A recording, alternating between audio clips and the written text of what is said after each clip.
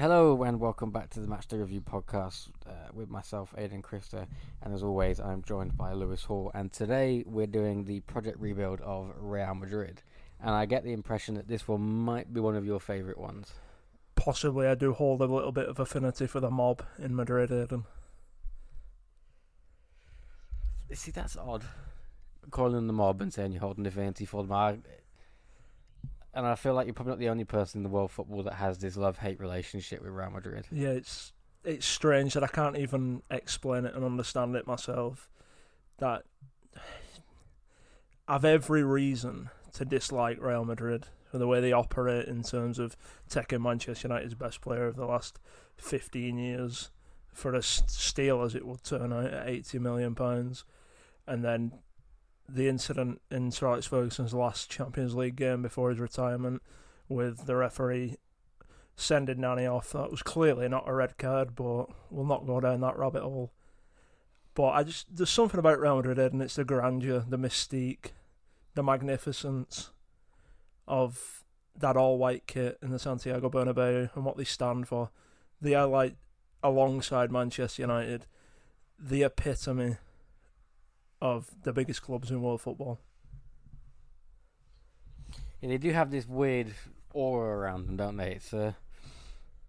It's a case of no matter how bad a Real Madrid team might be, this is still Real Madrid, and to play for that club, to represent that club, it's something that doesn't come around to every player, and you hear it all the time when transfer rumours are flying around. Oh, if Real Madrid come knocking, you can't say no to them. Yeah, they're the only club that I believe no one in world football could ever say no to. And I even include United in that, because there's many players, Ronaldinho being a foremost example of it, who have said no to Manchester United. But I believe Real Madrid are such the spectacle and pinnacle, and like you say, the aura around that club and what it stands for, what it's achieved, even back to Alfredo Di Stefano and all the European Cups he won at the start of that competition, to now the fabled 3 in a row under Zinedine Zidane in the past few years. And you could go to the street in Buenos Aires or Rio de Janeiro or even Manchester and go, do you know who Real Madrid is? Do you know who Real Madrid are? Would you go and play for Real Madrid? And every kid, you get that sparkle in their eye. And I don't think you get that with many clubs, even, if any. Yeah, I do believe that aura that's put around them, they're kind of almost, and especially you go back to the Galacticos era, like the Harlem Globetrotters, who are on one mission and one mission only. It's to win the European Cup. And that is to win the European Cup. The league is almost a side note to that. Yep. It's a case of we are the best team in Europe, and we will prove it year in, year out, with the biggest players win what we believe to be the biggest trophy. And that obsession, we mentioned it in the Barcelona rebuild, that obsession that Real Madrid have with the European Cup bleeds into other clubs' obsession to take it off them. Especially in Spain, yeah. I was going to bring up about the Barcelona project rebuild we did, in terms of Barcelona continually win La Liga, but it's an afterthought for Barcelona because Real Madrid continually get to the latter stages and often win the European Cup in the past few years. And it's become a poisoned chalice for Barcelona, this obsession to outdo Real Madrid, because Real Madrid, it's in the fabric and the nature and the soul of the football club that they will have a monopoly on a European Cup. They might not win it every year, but the monopolised attention is on Real Madrid at all costs. Because even when they lose against Ajax in the last 16, a couple of years ago, it's Real Madrid. They only do things spectacularly. They get battered by Ajax and dumped out when they weren't expected, or they go and win in Turin against Juventus with that phenomenal performance from Ronaldo, and go and beat that Liverpool team that was primed to win a European Cup and did a year later. Yeah, the whole, and I feel like on the other side of Spain with Barcelona, they look outwards at Real Madrid winning these European Cups, but Real Madrid aren't necessarily looking over with envy at all the La Liga titles that Barcelona have got. And I find it strange because over here in the UK, obviously, the Champions League is a big, it holds a big place. But I feel like if you were to take Man United and Liverpool, for example, Man United obviously have more Premier League trophies, Liverpool more Champions League trophies, but as much as Man United fans would obviously love to win the European Cup, and they should have won it more often under Sir Alex Ferguson, I don't feel like that's that same envy and obsession with trying to overtake Liverpool's tally of 6. No, it's the way you can put it. Even this season has brought it to the forefront in England, Aidan, is Liverpool haven't been successful for 30 years, even though they've won 2 Champions Leagues, because they haven't won the English League title, whereas Manchester United have won the same amount of European Cups, but are deemed as stratospherically more successful than Liverpool Football Club, and you can see the disparity. The European Cup is an added bonus in England, whereas in Spain, especially for Real Madrid, who are the premier club in Spanish football, it is everything. And you've seen it with Barcelona, because no one really celebrates a Barcelona La Liga win, whereas if they win the European Cup, it's the greatest thing ever. Yeah, I feel like they've almost tied themselves up in knots trying to catch up with Real Madrid. But like I said, we've been over that we did a rebuild. The last one we did was on Barcelona, so if you want to hear more on that, obviously go and have a listen to that one. But before, we had, in recent memory, Real Madrid's fantastic 3-in-a-row team. You know, no one had ever retained the European Cup in the Champions League format, let alone won it 3 times on the bounce. They had to wait an awful long time to get that number 10. Obviously, number 9 came in 2002. At Hampden Park, yeah. With obviously Zidane's famous second best goal I've ever seen in the Champions League final. Behind Gareth Bale's, which you can guarantee is one of the main reasons why Gareth Bale has become an outcast at the Bernabeu.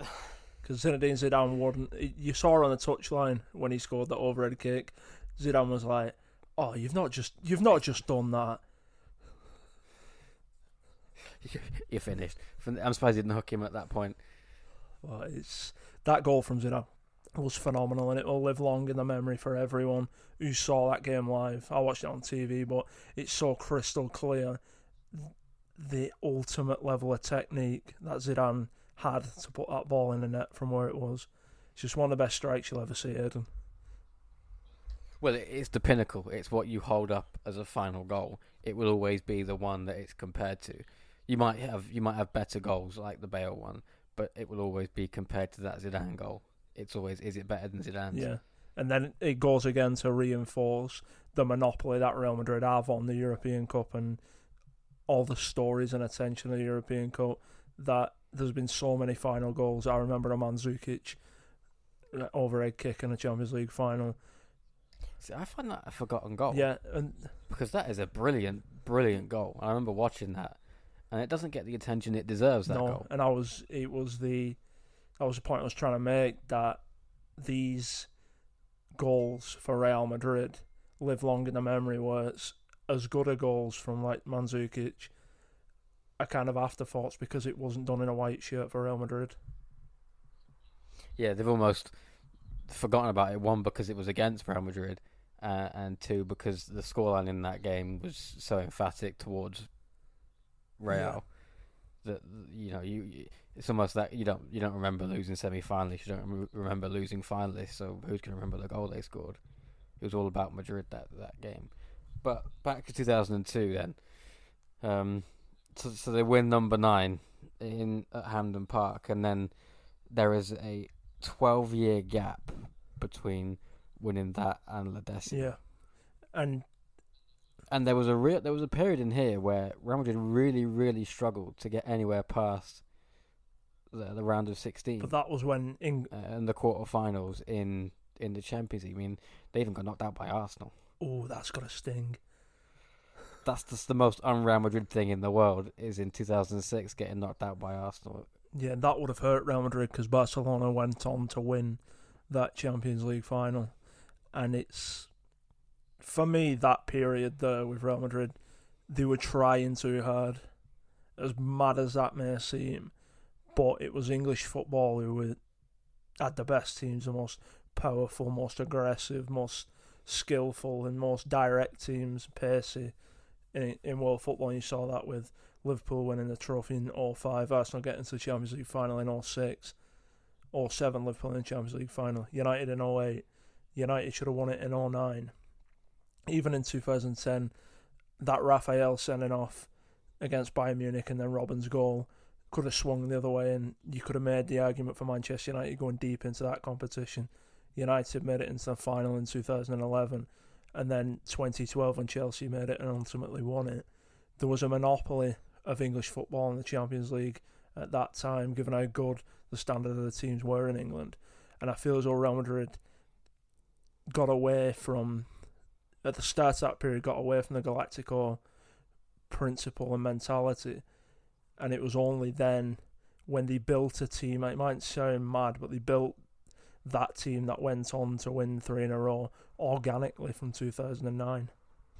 Yeah, you mentioned the Galacticos and then possibly a slightly different approach in 2009.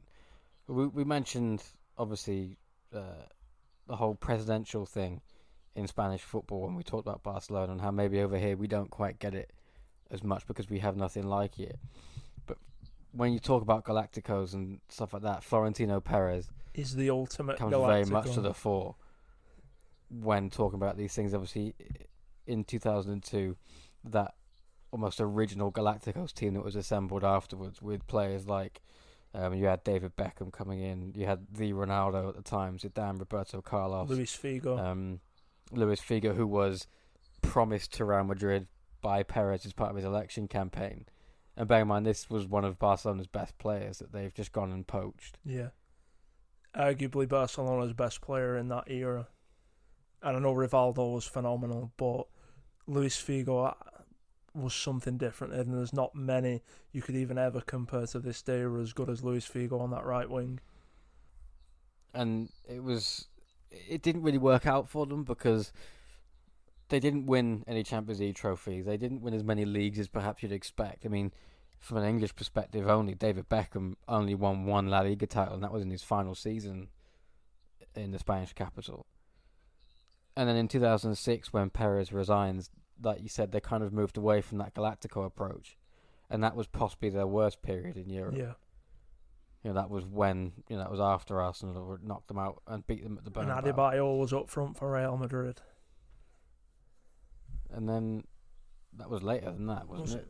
Adebayo was, I'm thinking 2011 for Adebayo. I always get that one mixed up. 2011-12? I'm sure Adebayo was 2011-12. He would have still been at Arsenal. Yeah, possibly. Yeah, possibly. Yeah, because he went from City, didn't he? Yeah.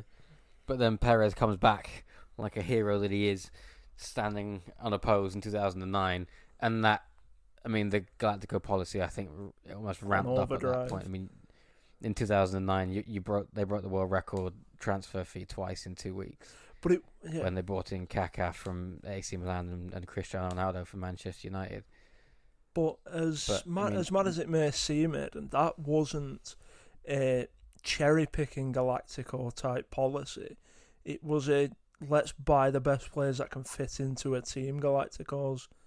I know Kaká was pushed to the side, and that will always be a travesty that one of the greatest players Brazil has ever produced kind of fell off a cliff after he left the San Siro and AC Milan. But I feel as though that team was built properly with strategy. It wasn't like the 2002 team that was, David Beckham's available, go and get him. Michael Owen's done all right for a season, we'll go and get him. Do you understand where I'm coming from? Because they went and bought Modric, they went and bought Kroos later on. Absolutely, I think that is probably, that might have helped, but at the same time, this is a team that was built off the back of a team that hadn't just won the Champions League. You're looking at that original Galacticos era, you're buying players who have, or trying to fit players into a team that is winning Champions League titles. When we're talking about that period afterwards, that dry spell that Madrid go through, perhaps one of the worst Madrid teams you've got in recent memory, rebuilding that team with the bucket loads of cash that Madrid have, it's easy to upgrade players in certain positions. And it wasn't just Ronaldo and Kaká that came in. You mentioned Luka Modric as well, but you got players like Xabi Alonso and Benzema came in that same transfer window as Kaká and Ronaldo. Yeah. In 2009 it would have been. Literally buying the best young players or prime players in Europe at that time, because Xabi Alonso was arguably the best holding defensive passer in midfield the world has seen at that time. and Benzema was a young up-and-coming French number 9. Cristiano Ronaldo was, and still is, best player in the world at that the best point. player in the world. He was the Ballon d'Or holder at that moment in time. And Kaká was head and shoulders above any other Brazilian that had been playing in Europe since that 2002 World Cup winning team. Yeah, not only did they get these Galactico players, but they went for a Galactico manager in Jose Mourinho as well. You think anybody who is going to win you trophies, especially during that period, there is one man you look towards. He just, I think what I've seen as almost a miracle in Milan, winning a treble with that Inter Milan team. And especially going to the new camp and doing what he did there before he won it eventually in the Bernabeu. And it didn't quite go to plan for Mourinho, I don't think, and Real Madrid quite as much as they'd hoped to. I know they won the league with 100+ points, I think, in his second season. But again, that holy grail of the Champions League, the furthest they ever got with Mourinho was the semi-final. Was that the one where they got bounced by Bayern Munich? Got there twice, I think. I know they got beat by Barcelona in one of them. I think that was the you remember the Messi goal at the Bernabeu? Yeah. I think Xavi just kind of gives it to him on the halfway line just and dances just goes, through them all, do the rest. And then the other one would have been Bayern Munich on penalties, yeah. Yeah, and it was... I feel as though, looking back in hindsight, Jose Mourinho was too combustible to be the Real Madrid manager. Because Real Madrid, again, is a unique club in terms of the manager doesn't run the dressing room runs itself. There were stories coming out that the dressing room, and this is quite a common thread if you go through Mourinho's time in football, the dressing room eventually ends up getting split into a Mourinho camp and effectively non-Mourinho camp with players like Sergio Ramos and Casillas. Yeah, because Mourinho oversaw the departure of Raul as well, and I thought that wasn't handled very well by him, given the standing that Raul has at Real Madrid and the amount of goals he'd scored for the club. And you saw him follow it with Sergio Ramos, Cristiano Ronaldo, things like that. And for me, Mourinho, he isn't flamboyant enough to be the Real Madrid manager.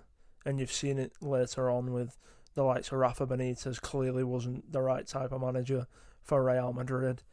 And it takes a special character to manage Real Madrid, because you've got to be able to separate the ego of wanting to be the star away from what it usually would be as the focal point as the manager, because the focal point of Real Madrid is the team and the president, which you don't usually get that at other clubs. I don't know, I think he was definitely a big enough manager for the task, and when you say he wasn't flamboyant enough, I mean, poking people in the eye on the touchline is probably about as outrageous as you could get for a manager of any club. I think he was headline enough. I just think that Mourinho has always had, and even more so these days, has that ticking time bomb inside him, in that you know full well you have to get what you want out of him within that 3-year period. Yeah. And they came so close to winning the European Cup under him. You know, they lost penalty shootout to Bayern Munich after going 2-0 up in the Bernabeu. They did win the league with 100+ points that year. This is what I mean, Ed, we're discussing Real Madrid here in terms of failures in the European Cup. Any other club, you mention that accolades and they'd be like, this is one of the greatest periods in this club's history. Whereas Real Madrid are held to such a high and elite standard that the small margins are magnified. Yeah, and then, as it always happens, Mourinho is out. And then in comes Carlo Ancelotti, another manager who has a phenomenal record in European football and was brought in with that one goal to win the European Cup. Of winning the European Cup. And with him, he brings Gareth Bale from Tottenham. And that goes alongside, Mourinho's signings. You've got Di Maria, Mesut Ozil. So the team at this point is very, very much assembled of expensive world superstars. And then they've gone with this other manager who has got a fantastic record in the Champions League for that sole purpose of winning the European Cup. And it's in Portugal where Sergio Ramos saves their skin with all of 2 minutes to go on the clock. And they finally win that 10th Champions League title. And I think La Decima, winning it the way they did against Atletico Madrid, was... There's only that way they could win it because of how long they'd waited to win it, what all the pressure that had built up.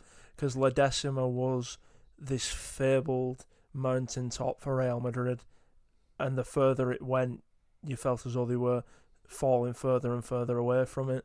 And to then that game, Atletico Madrid played them off the park in that game, and I remember it like it was yesterday.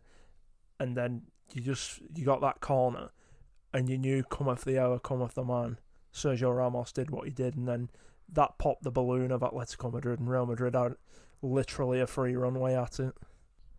Well, they were the first team, I think, ever to win the Champions League in extra time. I think every other time the final had gone to extra time, it had gone to penalties beyond that.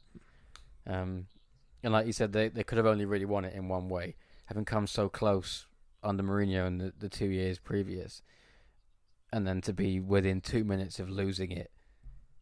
And to, albeit, it was a Casillas mistake as well at the other end that would have resulted in them losing it, to then snatch it back in the last minute like they did, and then run away with it in extra time. It was the most Real Madrid way of winning it, I think, ever. Yeah, and I think, just looking back, obviously, that dormant period from 2002 all the way through to that, I do think the spectre of La Decima affected Real Madrid a lot, because it was was when it happened, such a miraculous achievement to win 10 European Cups, because no one really was close. No one still is really close to that, because AC Milan are off in the forest somewhere and are so far away from even qualifying for the Champions League. They're a long way away from matching Real Madrid's 10. And you look at Bayern Munich, then Liverpool, and they're a long way away. And in today's day and age, the Champions League is a very, very difficult competition to win. I mean, you mentioned that La Decima was this fabled mountaintop that I think maybe they struggled to reach. Before that, it was the 7th that was the difficult one to get a hold of, because from 1966 they didn't win another European Cup until 1998, and that they kind of win it in batches. Obviously, they had the first 5 they won in a row. Then there was from 1956 to 1960. Then obviously they win the 6th in 66. Then there's that huge gap between 66 and 98 before they win the 7th. And obviously you've got 98, 2000, 2002. And then there's another 12-year gap between 9 and 10. So they don't win one here or there. They assemble a squad that, it might take a couple of years. It's an all-conquering beast of a team. Yeah, they will then go and win 3 or 4 in a very, very short period of time. And I think we'll get onto the rebuild part of this later, but I think that's almost what they're going for now, because we've been through that period of dominating Europe for 3 years, and then there's that downtime where Madrid need to rebuild because they are so high above everybody else on their peak that it takes a little while for them to rebuild, almost recharge their batteries and come again. Yeah, and also, does it not coincide with, so they win it in batches. They win it in batches because they have a standout world superstar in that team. You look at the 60s was Alfredo Di Stefano, like I mentioned. You see recently it was Cristiano, and even going back to when they won it in the turn of the millennium in 2000, around that time, you had Raul in that team, and these players stand head and shoulders above all others who have played for Real Madrid. Yeah, I mean, there's definitely an argument to be said that they need a focal superstar, and you would be hard pressed currently to probably pick that superstar out in terms of attacking superstars. Anyway, I mean, if you want to epitomise Real Madrid in one player who currently plays for them, it's Sergio Ramos, but you see the problems that he's not going to win you a European Cup by himself because he probably won't be on the pitch for some of it. You're saying Sergio Ramos has a tendency for red cards, Erden? I mean, sometimes he quite literally goes and asks for them. Yeah, and then so we can film a documentary, and that went south very quickly. Yeah. But it's, for me, that is Real Madrid. They need that Zeus-esque statue who all the others can play off. He absorbs all the limelight, absorbs all the pressure, and can handle it. And that's what Cristiano did. And you saw when Cristiano decided he was going to leave after they won in Cardiff, it was Kiev. Was it Kiev? Yeah. Cardiff, Kiev's all the same. I think the people in Cardiff might slightly disagree with that Third one. world countries, Aidan. But it's no, with when he won it in Kiev, you saw it, that Real Madrid team fracture and disintegrate because all the rest of the players then had the pressure on them equally. And I don't think Real Madrid works like that. Yeah, because after Ancelotti, he wins the Decima, then the season afterwards he doesn't win anything, and is promptly out the door because that's the way Real Madrid operate.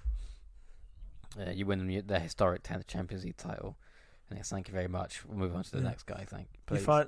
He finally gets Florentino his most desired possession, the 10th European Cup. You lose 3 games on a bounce and don't win a trophy next season. Thanks, Carlo. See you in a bit. What you did with La Decima, we did it, you didn't do it. That's the way Real Madrid operate. Yeah, I mean, to put into perspective like how much they hold, in what esteem they hold the Champions League, that pretty much epitomizes it. But if you go to the Bernabeu and you do the stadium tour, there is an entire room dedicated to the European Cup. And the year I was living in Spain, I think they were on, I want to say it was 11. They had 11. And they had all 11 out on in a glass panel. Because obviously it's an odd number, it looks a bit wonky. But the cabinet was too small to fit all the European trophies in. And obviously since then they added 2 more. They redid the whole trophy. They had to cabinet, redo to fit all 13 in. Because this thing was fit to burst when I saw it, and they added more in since then. It's a good problem to have, Hayden, huh? Absolutely. I mean, to tell you what kind of club Real Madrid are, there's obviously that, but you walk through and they have the Ballon d'Ors on show of players who have won the Ballon d'Or. But even if they didn't win them whilst they were playing for Real Madrid. So it just it's that again. Just to look at the superstars that have played for us and we've signed. I mean, Michael Owen's Ballon d'Or is in there from 2001. And I remember walking past it thinking, hang on. Play for Liverpool then. He played for Liverpool at that point. Why have you got his Ballon d'Or? But it's that showmanship, Aidan, and that, like you said, the aura and spectacle of Real Madrid, that those players have to prove themselves by winning the Ballon d'Or to then be accepted at Real Madrid and be, like you said, be worthy and be accepted at Real Madrid. And it's magnificent in a sense. Like, I've got a smile on my face now, like thinking about it. Is such a club that's held in such esteem. There's such grandeur about it, and no one even bats an eyelid of like when teams go there and they're starstruck because it's expected. And it just adds all that, what you're saying there about the trophy cabinet and everything about the Santiago Bernabeu, is a lot of teams are beaten before they even step on the field there because of that. And it's a lot like it was at Old Trafford under Sir Alex Ferguson. And I always bring it back to United because United is, like, I know United is my team and you've lived and grown with United from being a kid. But there's always that air of authority about these types of clubs, and especially at Madrid. Yeah, and given what we've just spoken about, was it weird then to see Rafa Benitez turn up at the dugout? Yeah, it's the most because if you mention players and managers that are just not built for Real Madrid, Rafa Benitez does not strike me in any way as a Real Madrid manager. No, because especially given the infamous These Are the Facts episode when Liverpool were close to beating United for the league title in 2010. Was it 2010 or 2009? Well, 9. I'm not good with years, lads. Come on. I'm terrible with years, but... Years and locations. Yeah, and being on time for things. But it's... With that episode, you can see there isn't someone there who can stand with his chest puffed out and take any level of criticism.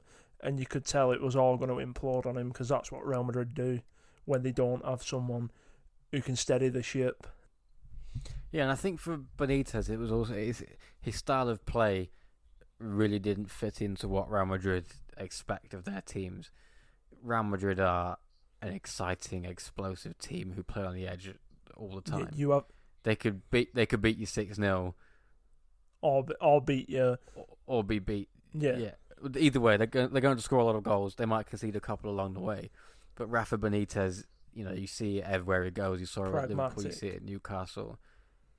He'll win a game 1-0, and he'll win lots of games 1-0. And that doesn't fit the mystique of a team that has the best players in the world. Yeah, it's a very pragmatic, accountant type style of football, and Rafa Benitez is a very accountant type.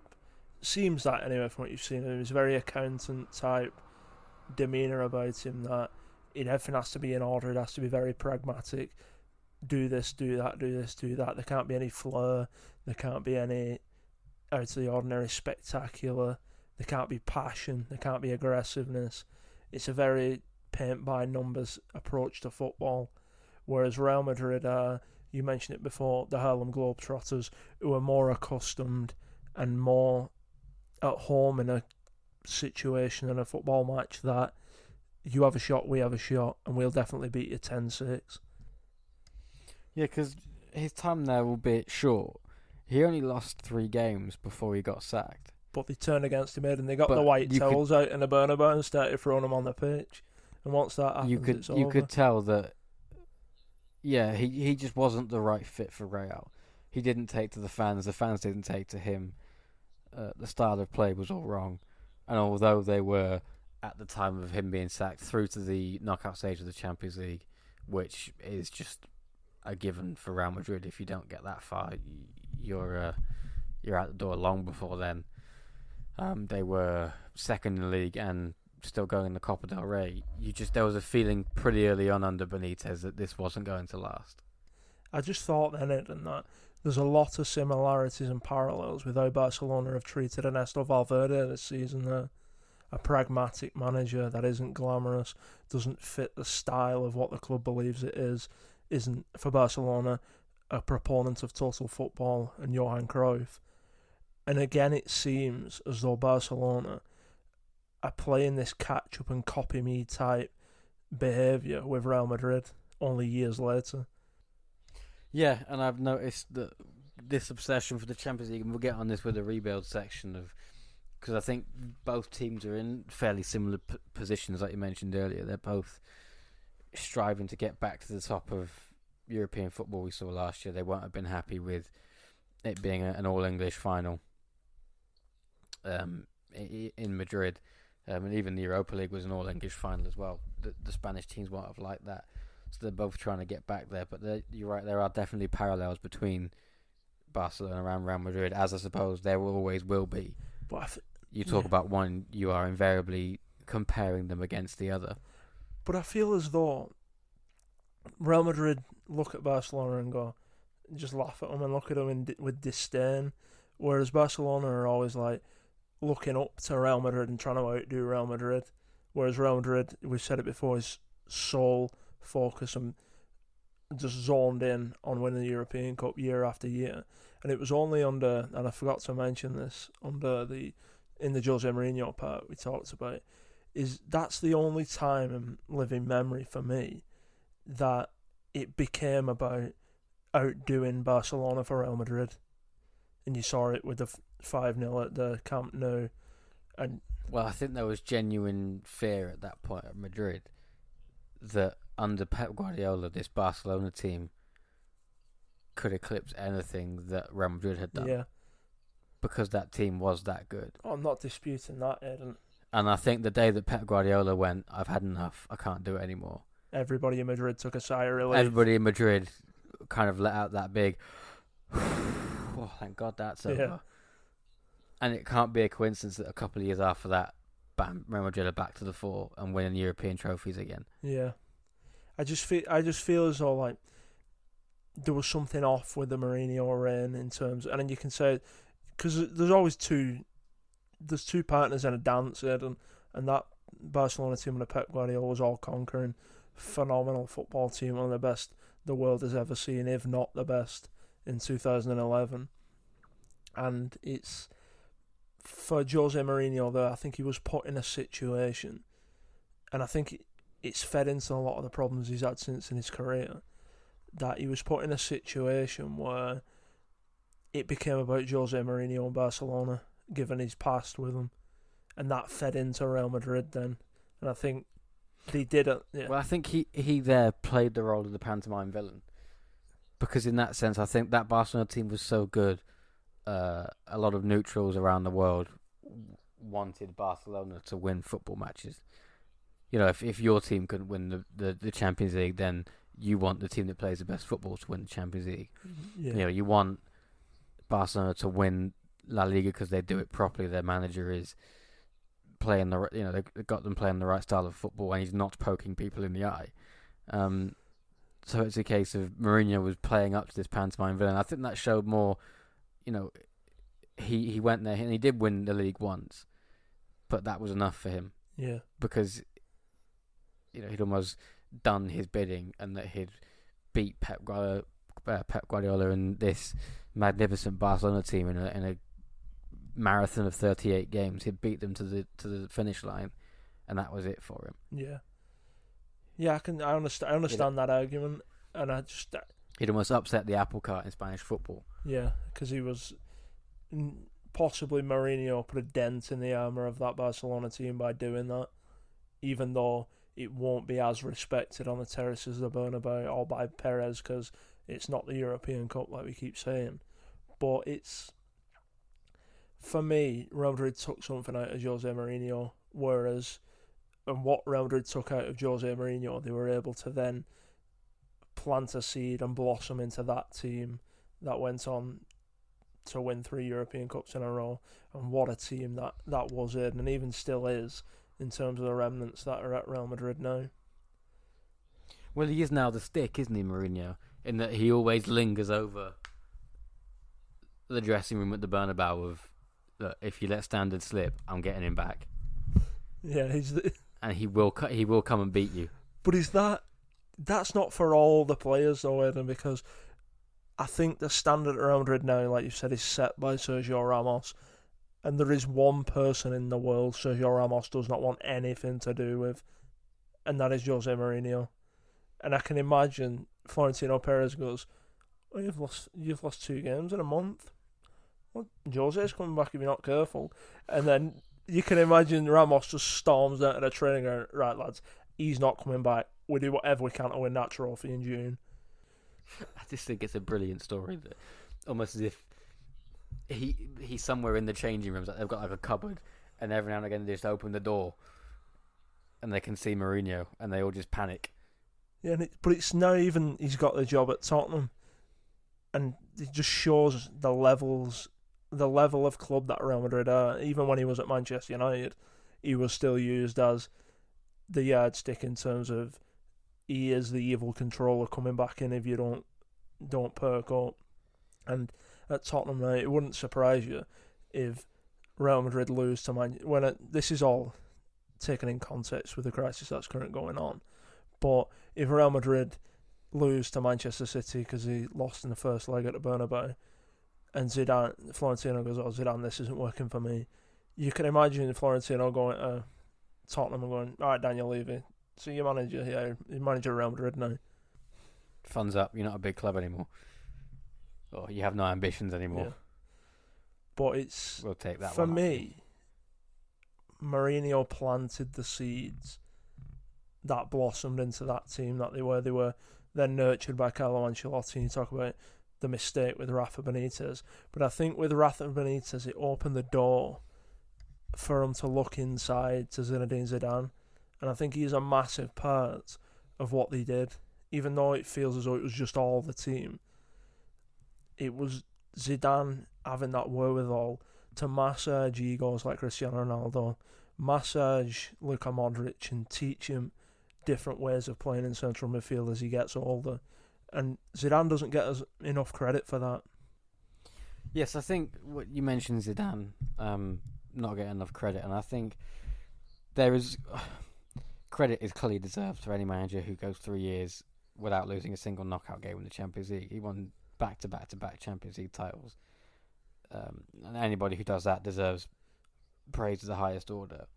And the argument against it is that team was already assembled. And I do think there is no coincidence that once he comes in, there is very few players brought in.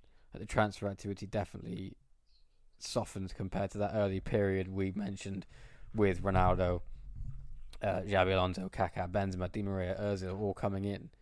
You know, Luka Modric, these players Toni are already Kroos, there yeah. for Zidane when he gets there. But he had this way of getting them all to play together. And he might not have been the best tactical manager, because I think that team, you know, you could probably write that starting 11 out. I mean, anybody could, any armchair manager could put that team into an 11 and win a game of football. But to go around as a man manager and get them all to believe in themselves, to play the way they did, and to you know, almost get into their head, look, you play for Real Madrid, and what we do is we win the European Cup. That is all we do. Yeah, and I think Karim Benzema is the epitome of that, because Karim Benzema was the biggest star to come out of France since Zinedine Zidane when he left Lyon. And he went and became second fiddle or even third fiddle in a Real Madrid team. And you've seen this season what a world-class player Karim Benzema is. But he was happy to swallow being the star or being the person who's in the limelight, because he knew that he could act as more of a conduit for Cristiano Ronaldo, but in terms of making sure he just gives it to Ronaldo and go on, Cristiano, do whatever you do. And he's the epitome of that. And this was the time where I think we saw the most lethal Cristiano. It might not have been the best iteration overall of Ronaldo, but this was the most lethal, I think, version of Ronaldo we've ever seen, in that he was solely focused on scoring the goals that would get Real Madrid through these knockout stage games and into the final. This was when he became that lethal centre-forward and that big game player, that he would step up and drag his team through any situation. You know, scoring hat-tricks in semi-finals of the Champions League against Atletico Madrid. Scoring that overhead. Dragging that team through that game, 2-0 down to Wolfsburg, and he scores a hat-trick at the Bernabeu and effectively turns that game around by himself. Yeah, and like you mentioned, that overhead kick against Juventus, and even more so than that, I think that penalty in the last minute against Juventus after that collapse at the Bernabeu when they threw away a 3-goal lead. True, yeah. But there was only Cristiano Ronaldo could pull a free kick like that out in such pressure in Turin against Juventus and have the whole of the Juventus ultras just clap him. I've never ever seen that in any other game I've watched it, and where the opposition fans halfway through the second half of a game have stood up and clapped a player, and that is how massive and enormous Cristiano Ronaldo is. And the point I was making with Karim Benzema was Zidane got world-class players in their own right to become to play for each other. to become team players to feed this beast that was Cristiano Ronaldo. Yeah, Benzema was no longer trying to get the golden boot for himself. Gareth Bale was no longer getting the golden boot for himself. They were all there. I think it's a bit harsh to say they're all there to service Ronaldo. These are all fantastic players in their own right. I don't mean... But he was the spearhead of that team. I don't mean in terms of, it's all about Cristiano Ronaldo. I mean in terms of they knew that they didn't have to do it on their own, but Cristiano Ronaldo could do it on his own. Yeah. And I think it's testament to how good he is as a player, that in a team of superstars, he was the superstar. Yeah, and people will always go on the age-old debate of Cristiano Ronaldo and Messi, or Pele, Eusebio, George Best, I'd even throw in that category of who were the best players who ever lived. But for me, Cristiano Ronaldo, there's never been anything like it. And even with Lionel Messi and what the goals Lionel Messi scored for Barcelona, I feel as though Cristiano Ronaldo was even a level above Lionel Messi. I don't know what you think, but it's just into the old Ronaldo Messi debate. We're getting into that. I don't know, and I feel that this is a question that has split people for years, and I think it's very difficult to split the two in that way, simply because they are two very, very different kinds of players. In that, technically, Lionel Messi is the best player I think I've ever seen. The way he's got that ball on a piece of string. Such a low centre of gravity. The way you could, it's not a surprise anymore when he dribbles past 4, 5, 6 players. No. His range of passing, I think, is massively underrated. Maybe less so now because people started to realise as he's dropped deeper that his vision and his passing is also fantastic. But then I think mentality-wise, Cristiano Ronaldo and physicality-wise is on a different level, because he's an absolute mentality monster, and this man, all he wants to do is win. And whether that's win individual titles, and he'll never say that he's in it for the individual titles, but he wants to win them. And that just so happens that with him winning those comes team honours as well. You've got to give Lionel Messi the credit for what he did to Jerome Boateng, because that is one of the best pieces of skill I've ever seen on a football field. And it makes my heart happier when I see a replay of Jerome Boateng just being sat down and Lionel Messi waltzing past him.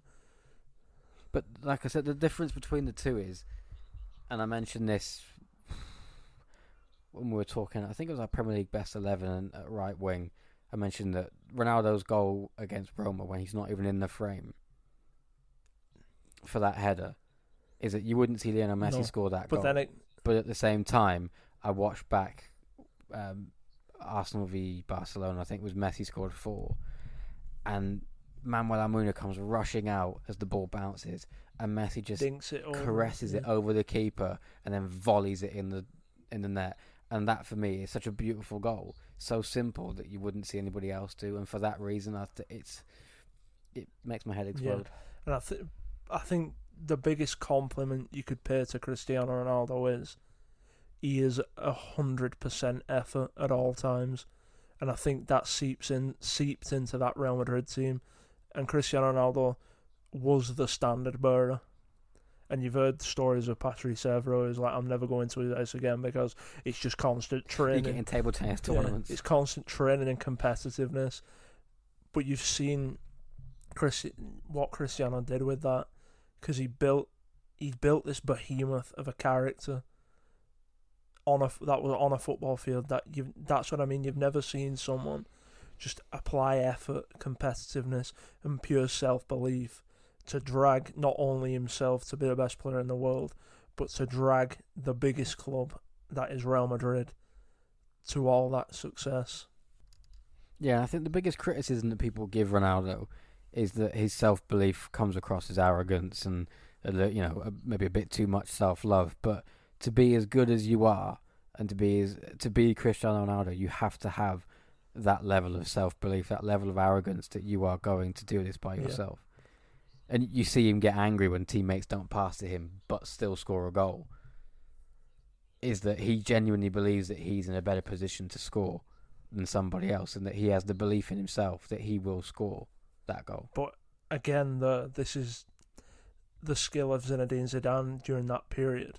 Was he harnessed that and married it together well with the other players like a Luka Modric, who such phenomenal range of passing, technical ability, can see a picture that others can't in front of him as a midfielder. And then you had Casemiro, who's the most Brazilian type enforcer you could ever find, that it wouldn't surprise you if you put him up front and he scored 20 goals a season. But he's so technically gifted and reads the game so well as a defensive midfielder. I don't think there's any better defensive midfielder in world football, apart from Wilfred Ndidi, but that's on another level for me. Not like that's all messing about. I think Casemiro's in a league of his own. And you saw the point I was making was Zidane just wasn't able to get such a tune out of that team as well as and not allowing Cristiano to, overshadow the rest of those players in a way that's detrimental to the team. Yeah, and if you look at the three finals that they got 2 and 1, the first one was again, it was another Madrid derby. This time it was Atletico Madrid in Milan, and that one went to penalties. And I have to admit that game did bore the life out of me for the majority of it. But the other two, you look at the scoreline. You beat Juventus 4-1 in Cardiff, and this was a Juventus team that I think had conceded 2 goals in the entire tournament up until that point, and this Madrid team then goes and puts 4 past them in the final. And again, that was Cristiano Ronaldo almost running the show. He scored the first goal, and then that third goal, they scored 2 in quick succession. He's the only person awake in that box. Yeah. Who believes he can score from such that angle against Buffon, one of the best goalkeepers in the world, that nobody else is anywhere near him at that point. There's not much more you can say about it, and it's that final was the crescendo of Real Madrid in terms of Juventus were beat for beat as good as Real Madrid throughout, if not better, throughout that Champions League campaign. But then when it came to the big dance in the final, that was it. Real Madrid ascended, came to the stage as the greatest team of this generation, in my opinion.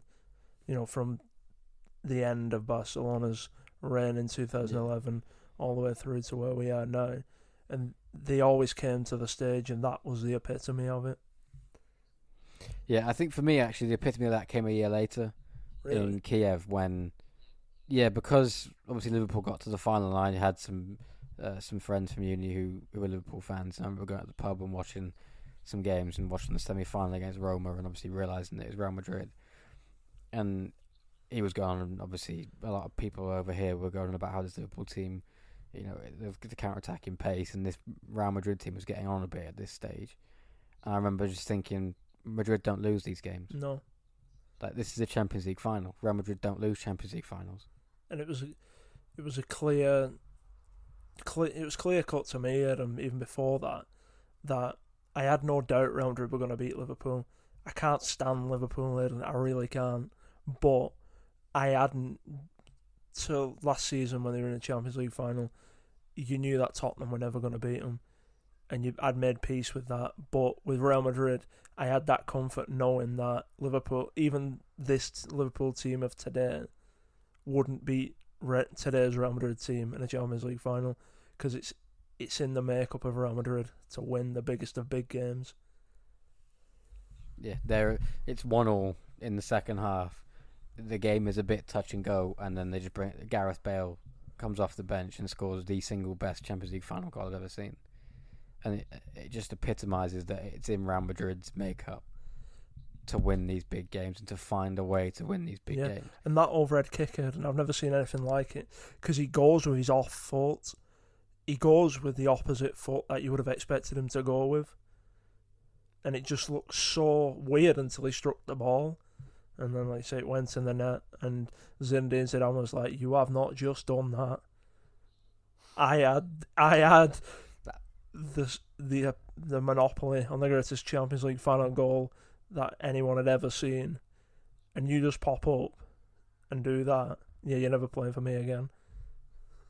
Yeah, that was the end of Gareth Bale at Real Madrid. Except it wasn't, but it was the end of Ronaldo and Zidane at Madrid. In the post-match press conferences on the pitch after the game in Kiev, Ronaldo said that this was the perfect way to say goodbye. There was no... We'd seen this before. Ronaldo would come out that he might be leaving, and that he was a bit fed up with his time in Madrid, and invariably he ended up with a new many £100,000 a week contract. We'd heard it a lot of times before in terms of he was going to return to Manchester United. I know in the months leading up to Sir Alex Ferguson's retirement in 2013, there was a lot of chatter within the club at Manchester United that he was going to return, and you felt as though there was something in it. But then when Sir Alex retired, that was that. But there was always that flirtation with Manchester United, and you say he always got a new contract on the back of it. But this was different. this was a definitive end, and you saw it in Cristiano Ronaldo's actions and his body language. I do still find it weird seeing him in a Juventus shirt, though. And I know it's been almost 2 years now, but I do find it almost strange. Because he's missed a Real Madrid. White. Yeah, because it's a white shirt, but it's not a white shirt. And it doesn't almost doesn't compute with me that he plays for Juventus still at this point. Yeah, but what more could him and Zidane do it? Because they knew that at some point Real Madrid would implode, and it's never a gradual decline, or they'll finish second and go out in the semi-final of the Champions League. It's always a nuclear implosion where they build then a phenomenal team out of the ashes of that. And they both saw that it would tarnish their legacies. That's what I believe, anyway. Well, I mean, there is chatter of him returning this summer, but I just think that's, once again, journalists are getting bored, given the current situation, and they're just writing things that people will read, because no matter where Ronaldo goes, I think he is held in such high esteem in the fans of the clubs that he played for. You know, Real Madrid fans, I think, hold him up. Maybe not so much at the minute because he's still playing football, but when he finishes, they will hold him up as probably their greatest ever player. Yeah. Manchester United fans still very much believe Ronaldo is only on loan and will one day return to Old Trafford. I think Sporting Lisbon fans probably hold a place for him as well, given because of what he's gone on to go and do. And I think that given that, it's very easy to write the headline that Ronaldo will return to somewhere. See, I don't think it's in Cristiano Ronaldo's makeup to return to a place, because he's conquered everything at the Bernabeu. There's nothing more he can do at the Bernabeu, because if he goes back and they win another Champions League, or they return it and then return it again, he's already done it. Whereas he goes and wins the European Cup, Champions League for Juventus, who have craved that trophy for over 2 decades. It's again another trophy, like figurative trophy on the mantelpiece that, oh, look what he did at Juventus. He dragged Juventus to the Champions League that they couldn't win without him. Whereas if he goes back to Real Madrid, it's not Cristiano's won the Champions League with that club, it's Real Madrid have won the Champions League again. We've seen this story before. Yeah.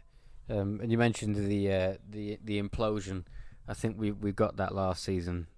We saw Real Madrid, they really struggled after Ronaldo's departure to fill that gap, as you would do. You know, you lose 50 to 60 goals a season, you're going to struggle to fill that void. And then Zidane left as well, almost pretty immediately after Ronaldo goes. Zidane goes at the same time. It's the same thing what I said with Ronaldo. What more could Zidane do? Zidane knew it was going to go wrong at some point, and he'd get tarnished with that. Whereas now it's, Zinedine Zidane's the saviour for Real Madrid in a rebuild. Yeah, and I think last year was a particularly difficult one for Madrid, because the 2018 World Cup. Oh, he was so Real Madrid. And stealing Lopetegui. So Real Madrid, that Eden. Really was. There's only Real Madrid who are bigger than a national team at a World Cup, who can go, your manager. I was thinking about this. It was if, and I was putting this in an English perspective, if Manchester United had said, we're done with Mourinho, we don't want him anymore, and England were about to play Tunisia in their first game of the World Cup the day later, and Gareth Southgate got on a plane and went to Old Trafford and left England managerless, the country would just implode. They wouldn't have it. The press would be all over it. But United you would never ever hear the end United of it. Wouldn't and Man it. United will get blamed to the hill for pulling down England's World Cup chances. Whereas in Spain, it was almost accepted that Real Madrid needed a new manager, and this was the best one in Spain available. Yeah, and there wasn't any outrage really of the fact that it completely destroyed Spain's World Cup hopes. It was just, that Real Madrid needed something. Real Madrid got it, because Real Madrid's more important than the Spanish national team. Yeah, and it didn't sit quite right for me, but I'm not a Spanish football fan, so to speak. I guess I just thought it was it's incredibly Real Madrid. They are the only club in the world that could get away with it. And not only to poach him like that the day before, but to sack him before November. Yeah, and just be like, all right, yeah, it just cast aside, you're not good enough. You'll just be like a watermark in the history of Real Madrid. And that was a mistake. We'll get rid of you now. Yeah, and it's just such soap opera that you'd expect from Spanish football, and especially with Real Madrid as the main protagonist in it. And but it was then Madrid who sent a former Madrid captain in Fernando Hierro to the slaughter in that World Cup because they didn't have a shot after that. And then, so they sack him before November after losing the Clásico 5-1, which I think for any Madrid manager is a sackable offence on the spot anyway. They replaced him with Santiago Solari. He masterminds a 4-1 defeat at home to Ajax in the Champions League. Probably not Sergio Ramos' finest hour. I haven't actually seen his documentary on this yet. I saw the first episode when he was talking about his kids. I think it's on Amazon Prime, isn't it? Yeah, I saw the first episode when he was talking about his kids, and he values... He was something... I didn't quite get it, because it was always trying to say... He was trying to merge both his personal life and his football life into the same thing. And now we got about 20 minutes, and I was like, yeah, I'll come back to this, but never did. I just want to find out what he says about that night against Ajax, where he gets himself deliberately yellow carded so that he misses the second leg because he is in full belief that they'll go through at the Bernabeu. And he's upstairs in his box filming his documentary whilst his team is on the pitch getting absolutely battered by Ajax. Because that is one of the best performances I've seen by an away team at the Bernabeu. Sergio Ramos' face in that. It was one of the very few, I think Dusan Tadic was one of the very few players ever to get a 10 in is it France Football or L'Equipe's match ratings, who are notoriously very, very stingy. There's only been like 10 players in history who've got a 10. Yeah, there's not many at all, and he was one of them that day. Sergio Ramos' face in the second half when he realised what was going on in that box was a picture, and you could imagine Sergio stomping down in the dressing room and going, "You have ruined my documentary."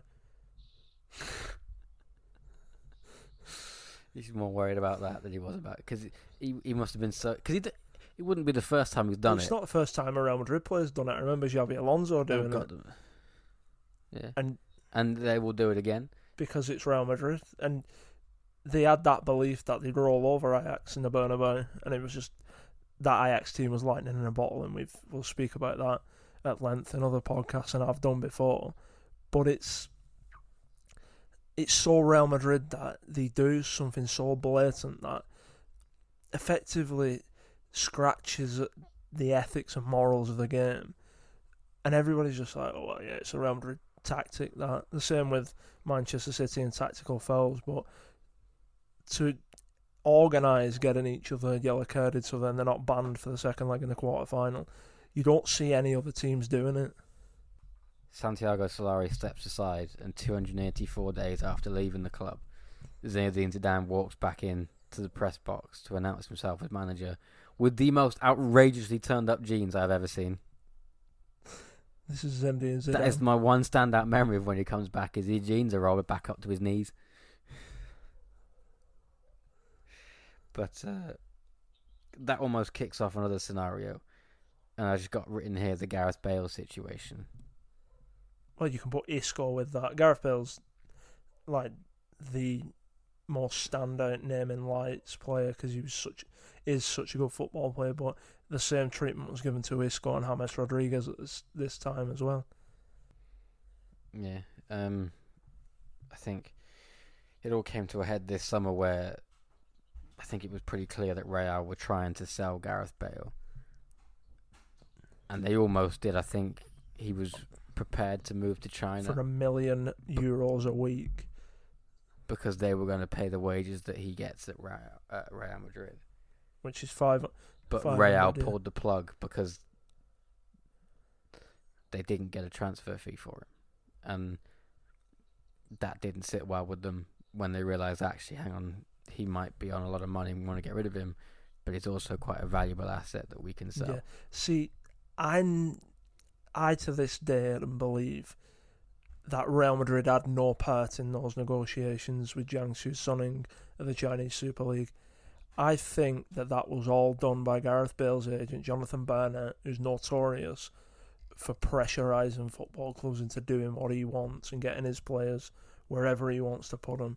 And I think Gareth Bale and his agent had said, all right, I want out of Real Madrid. It's not working. And then he's gone to China, the Chinese Super League, with a player, Gareth Bale, who's still in his prime, is still classed as a world-class player and could easily slot into many top teams in Europe.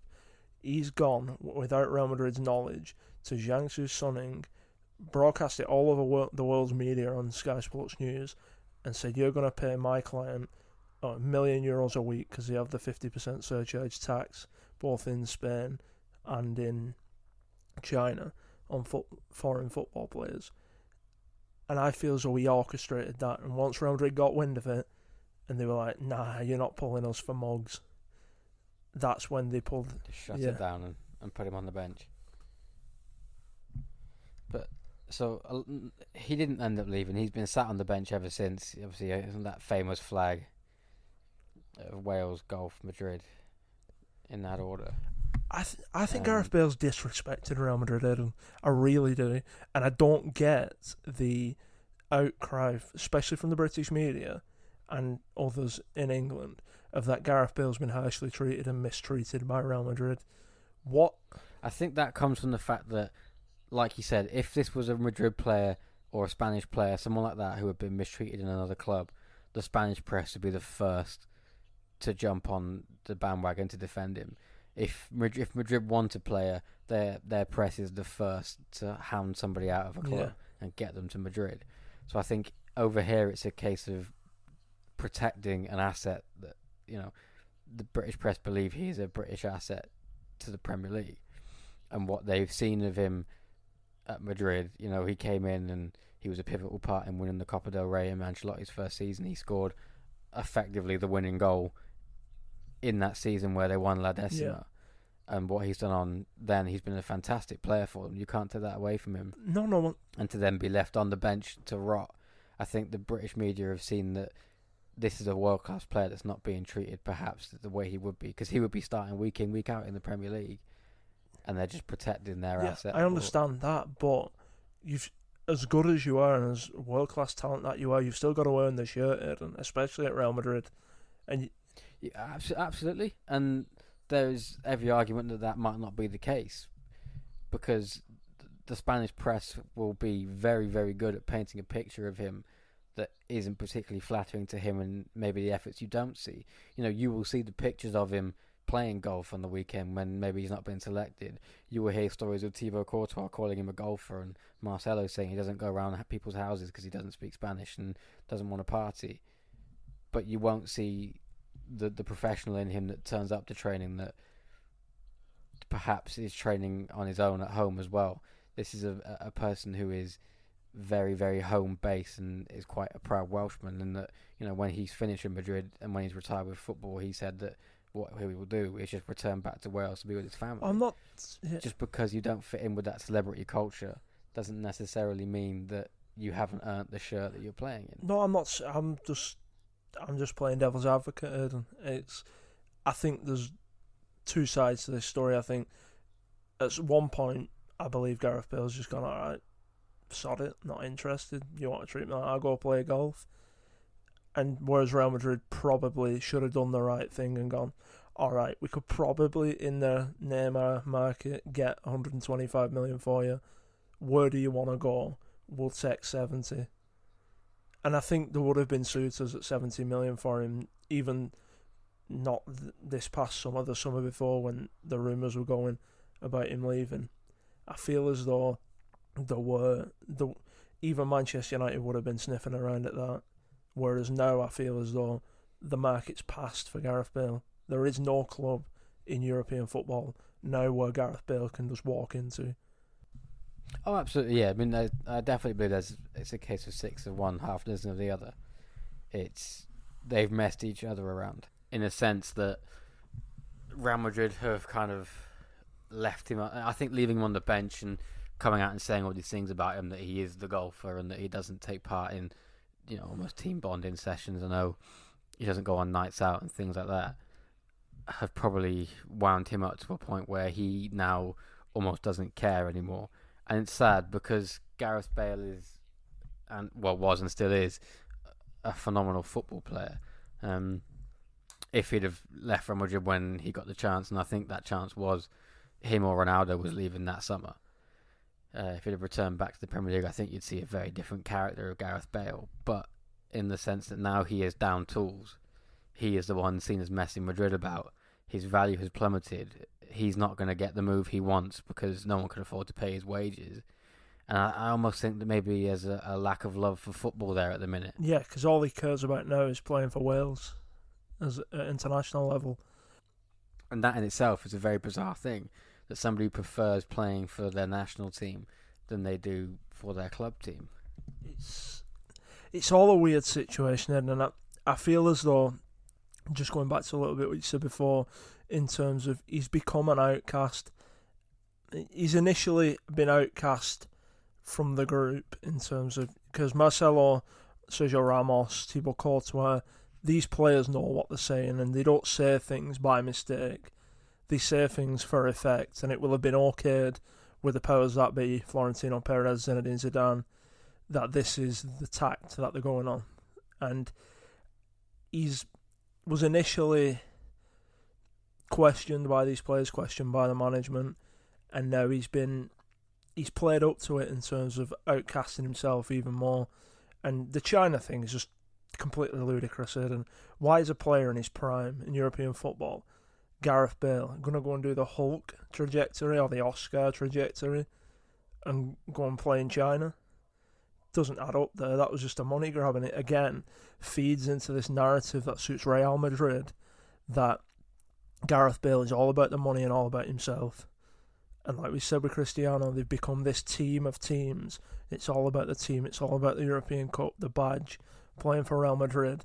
And Gareth Bale's played into their hands, really, by making it all about the money and not accepting his time in the Bernabeu is over. Yeah, and I think at the end of this, only one party is going to come out looking bad. Yeah, and that's Gareth Bale. Exactly. And we've seen years past when you don't decide when you're done at Real Madrid unless you're Cristiano Ronaldo. Real Madrid decides when it's done with you.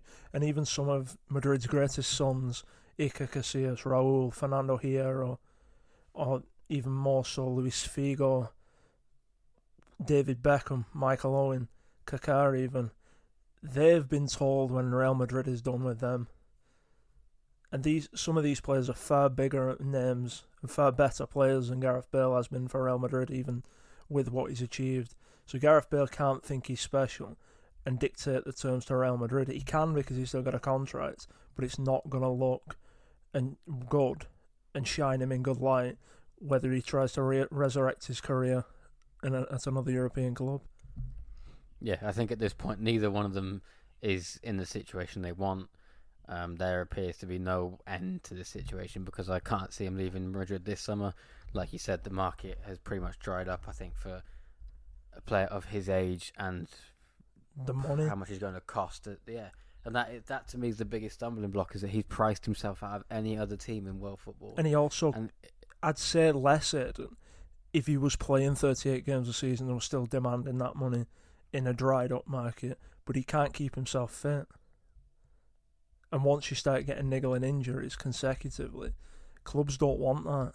Because, as you've seen, and I'll use Manchester United as the example again because it's always Gareth Bale, Manchester United, they're interlinked. But United aren't going to look at Gareth Bale for 70, 80 million at its cheapest this summer when Jadon Sancho's ready, willing and able for 100 million to come from Dortmund. He can have a 10-year career at Manchester United. Exactly. And it is sad to see because he is a brilliant player, and I would have liked to have seen him come back to the Premier League when his time at Madrid was done. But you're not getting anywhere near the player that he would have been 3-4 years ago. No. And I feel as though, like you say, it's sad for football because if Gareth Bale had have accepted that Real Madrid wanted to move him on and he couldn't get that level of money, and gone to a Chelsea, a Paris Saint-Germain, and Inter Milan even, you'd have seen a world star again. But now it's just like James Rodriguez or Felipe Coutinho, Alexis Sanchez, you could even throw this in at Manchester United. They've overplayed their hand in terms of money, and it's crucified their careers, Aidan. Yeah, you're almost seeing world superstars fade off the map because no one can afford them anymore, and they're not willing or good enough to get themselves a move to another team that is. Because it wouldn't surprise me. Well, it would, because I don't think Gareth Bale would take the 60% pay cut and leave. Real Madrid would let him leave for 60 million. I think it wouldn't surprise me if he went to a Chelsea or even a Liverpool, if Sadio Mane or Mohamed Salah leave, and became an absolute phenomenal superstar in the Premier League again. But I don't think Gareth Bale's position at this moment in time will allow him to do that, because I think he won't, to save face, won't leave Real Madrid until he's run his contract down. Yeah, I almost think it's to the point where he has to run it down now. One, for himself, and like you said, to save face, and two, because no one's paying a transfer fee for a player that is playing 10, 12 games a season. It's a sad situation, and I feel like you're seeing someone lose love for the game that has given them so much. Yeah. But again, like I said, then it wouldn't surprise me if he did join Chelsea and he played 30 games a season, got himself fit and firing. He's back near home in Wales. Cause I know it's hour and a half, 2 hours from London across, is it the M4, the M5? You're from down south. Well, I mean, I don't think it's 2 hours from London to Cardiff. I think you're putting your foot down on that one. No, but he could live somewhere in between. Probably. I mean, you obviously play for Chelsea, you don't live in London, but it's closer certainly than Madrid, let's put it that way. It's just, again, comes down to what I said with the players on the out at Barcelona, who's Dembele, Felipe Coutinho. There isn't a market for these luxury players who are going to command 60, 70, 80, 100 million. When there's younger, more driven, hungrier targets like Jadon Sancho, Erling Haaland, Kylian Mbappe, who are going to become available for Real Madrid and other clubs. Okay, so speaking of other players then, this season we've seen quite an influx of players and money at Real Madrid. You've seen people like Eden Hazard come in for £90 million, Luka Jovic for 54, Eder Militao 45, Benjamin Mendy 43. That's a lot of money spent there, some of which have worked, some of which haven't. The jury's out still on certain signings. Where do we see this team going in the future? Because, again, we said that you talk about Madrid, you invariably comparing them to Barcelona. And having a look at the squad they've got and just comparing the ages of the two teams, I feel that Real Madrid are possibly in a slightly better place. Far better place. For the next 2 to 3 years than Barcelona are, because of the transfer strategy that we've seen in the last 2 seasons. Well, I think they're in a far better position 5 years down the line with the transfer strategy they've got at the moment, because you've seen them buy the best stars from South America. You've seen Fede Valverde, the best young midfielder in world football, arguably.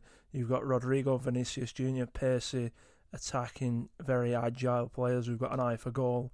You've also seen them go and get Eder Militao, who's a young Brazilian centre-back. They finalised at the latter end of last year the transfer of Renier from Flamengo, who were the Copa Libertadores champions in South America. And you've seen Real Madrid realise, like you said before, this team's getting old. And instead of panicking or waiting until a Paul Pogba comes available, or Miralem Pjanic, from another example from Juventus, who's an established midfielder in his prime, they've gone, why don't we go and buy the best talent South America has to offer, infuse it with a young Spanish talent that's coming through the system, and build a team from there that they can then operate as the Galactico policy again, and go and get a Kylian Mbappe, Virgil van Dijk, or Kevin De Bruyne. These are just players who are at the top of the game in those positions, not necessarily saying Madrid are going to get those names. But you understand where I'm coming from, without they're trying to build a squad differently this time. Yeah, and that there's still a Galactico policy there that they will still, this is Real Madrid, they will still try and buy the single best players available in the world football. But they'll sprinkle them into a team of younger superstars up and coming that they can mould into this style of football. And that possibly was one of the almost parts of Zidane coming back. Was alright, this is how I want to do things. This team is getting old. I want part of my rebuild is I want to use younger players to play this style of football, and then we'll drop superstars into key positions. Yeah, but also with these young players you've bought in it, are they not following the much heralded transfer strategy of Bayern Munich that we constantly rave about on this podcast? Of Luka Modric is still a world class player, Toni Kroos still a world class midfielder, can do a job, might be past the peak of the pose, but they still would walk into many teams in European football. Are they doing what Munich do? Buying a player 2 years before he's needed, bedding him in, so then he's ready to hit the ground running once they move across on Marcelo, Modric. Absolutely, and I think the reason why you see crisis being thrown around at Madrid again is because even compared to Bayern Munich, they're held to much higher standards. Yeah, Bayern Munich can take a year off in the Champions League. Semi-finals is acceptable because it's a good spot to get to, and there won't be many questions asked. Whereas Real Madrid, going out in the round of 16 to an Ajax team that, all right, in hindsight was a very, very good team, but at the time we all thought should probably win this game. But especially in the back line, you're seeing with the purchase of Eder Militao and Ferland Mendy, and you've got Hakimi from on loan at Dortmund. Yeah. You're seeing that people, there to replace, whether it is Sergio Ramos, who's 34 years old, and he can't go on forever as much as he is Mr. Real Madrid. He'll give it a good go. But whether that day is this year, next year, or maybe 3-4 years down the line, you wouldn't put it past Ramos. Militao is not, he's 22 years old, 22, 23 years old, so he can be around for a long time. Yeah, and he was a standout player in a very good Porto team. Exactly. You got Marcelo's 31, so you would expect in that fullback position to be moved on quicker than Ramos is. And Ferland Mendy sat waiting at the age of 24 to take his place. Yeah. Coming up to the peak of his powers, 26, 27, 28. You're getting 3 years out of him. Hakimi is only 21 and will invariably be brought back from Dortmund sooner rather than later to take the place of Dani Carvajal. Yeah, but these players, Carvajal, Marcelo, they're being kept around, so then they can impart the wisdom, the knowledge, and the understanding of what Real Madrid is, the standards that need to be adhered to. And it's a different tact from what you've seen from years past, where they've just moved players on without a regard for continuity. And it wouldn't surprise me if they looked at Bayern Munich and seen, look how they mould players to come in and take the positions of Philipp Lahm. I mean, absolutely. We're chucking around names like Sergio Ramos, Dani Carvajal, Marcelo. Like, these aren't world-class players in their own right in these positions. Like, Marcelo was one of the best left-backs in the world in his day. And he will be a fantastic model to learn off of when he is, no doubt Mendy will be learning off him and how to play that Real Madrid left-back role. And then Marcelo will be moved on. Yeah. And in his place, there is Mendy, who has learnt from him for a year, because Marcelo is still there and playing. He's been brought back into the team a bit more now that Zidane's there. But it's if you're just again comparing to Barcelona, whereas we were saying Barcelona they don't have that succession plan or continuity, whereas Real Madrid seem to have figured it out that you need that in football today. Because you can't... Yeah, I mean, Barcelona lost Iniesta, but they didn't bring anybody in during his time there. They tried to replace him 6 months later with Coutinho, and it hasn't worked. No. They're scrambling around to try and find somebody to make that front three as lethal as it was in 2015. And meanwhile, in midfield, you've gone years with Xavi and Iniesta out of the team. They still haven't really got a replacement for Busquets waiting in the wings, even though Busquets is getting on in years. I mean, they've got people like Arturo Vidal sat waiting to take his place, but he's just as old as Sergio Busquets. And Arturo Vidal's never going to play the position that Sergio Busquets does. Exactly. And it's a case of, well, I'm looking at this Madrid team, and even, you want to go younger than the players they brought in. You've got Takefusa Kubo, who came in and is now on loan at Mallorca, 16-year-old Japanese kid. Martin Odegaard will find his way back to Madrid. Sociedad, who, while they brought him when he was 15, it might have been a bit too early to put him into the Madrid first team, has now started to flourish more as he's got older and has been loaned out, and he will no doubt come back in. And it just looks like they seem to have a far better direction than Barcelona have in place at this current time, and will benefit from that sooner rather than later, I think. Yeah, but could that then again be put down to the continuity and the structure that Florentino Perez brings to the Bernabeu? Because you've seen all the crisis and upheaval at board level at Barcelona, and that's mirrored in the strategy and running of the club, whereas Real Madrid, Florentino's the final say on everything. He keeps a lid on everything, and he just navigates to get Real Madrid back to where they need to be. Well, yeah, and I think, again, that comes down to, we mentioned that Ronaldo and Zidane kind of both at the same time went, it doesn't get much better than this. Maybe upstairs, whilst Barcelona are chasing for it to get better, Madrid have accepted that it won't get any better, and you see it moving on. Cristiano Ronaldo wouldn't have been a decision they took lightly, but they've gone, it won't get any better from here, so we might as well start the rebuild from the very, very top. If we get rid of our best player, we then have to build a team, and we cannot rely on Ronaldo to pull us out of these situations, because he, in a sense, would paper over certain cracks that maybe when he then leaves later on down the line, you haven't filled.